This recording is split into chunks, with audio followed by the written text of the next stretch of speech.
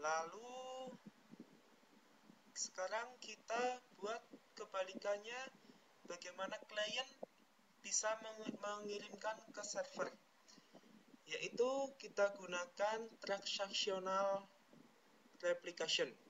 Mengapa kita gunakan transactional replication? Ini karena di transactional replication, bila server menghapus data yang dikirimkan oleh klien, maka data di klien tidak akan ikut terhapus atau tidak akan terpengaruh. Dan bila server mengedit, data yang ada di klien pun tidak akan teredit juga. Ini untuk mengatasi bila data transaksi yang dikirimkan oleh klien di server sudah penuh, maka server pun bisa menghapus tanpa mempengaruhi data yang ada di klien. Caranya adalah kita buat publication untuk mempublikasikan data yang ada di klien. Sama caranya seperti tadi yang ada di server, kita klik kanan di local publication, lalu new publication, dan kita masuk ke configuration dan klik next. Next lagi, next, next. Kita pilih transactional publication. Yang tadi kita pilih snapshot, kita sekarang pakai transactional publication, lalu kita next. Kita pilih tabelnya, tabel transaksi yang akan kita kirimkan ke server, maka kita klik next. Kita klik next, lalu kita centang semua, dan sekali lagi kita atur schedule pengiriman, yaitu dikirim setiap hari dan setiap 1 menit sekali data itu akan terkirim. Kita klik OK, kita klik next, kita atur security settingnya, dan kita masukkan login dan password.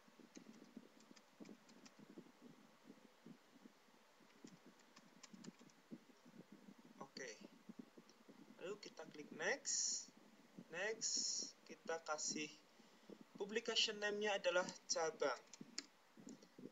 Lalu kita klik finish. Maka akan tercipta publication di komputer klien yang mana fungsinya mempublikasikan data yang ada di komputer klien. Oke, kita tunggu. Oke, sudah sukses, kita close. Lalu kebalikannya dari tadi, kita buat subscription-nya di server, karena untuk kasus ini server yang akan menerima data dari klien. Kita klik new subscription, next. Di sini terbaca pusat, tapi kita akan menggunakan server dari klien, maka kita ubah di sini.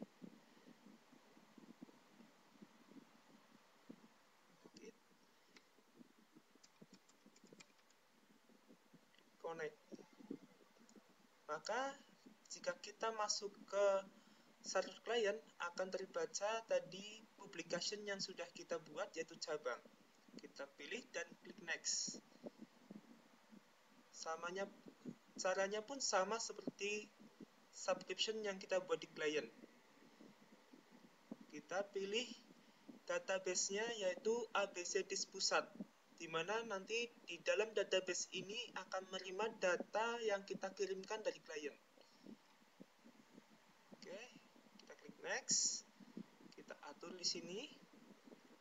Sama seperti tadi kita buat subscription di komputer klien, kita masukkan login, password,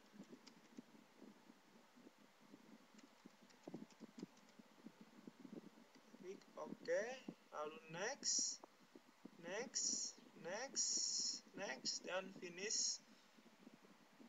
Subscription pun akan tercipta di komputer server, yang mana subscription ini untuk menerima data yang dikirimkan oleh komputer klien ke server.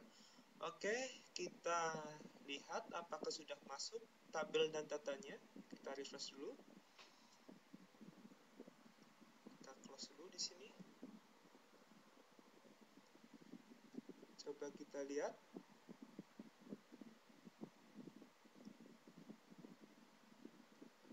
Ya, tabel transaksi pun sudah masuk ke dalam komputer server atau komputer pusat.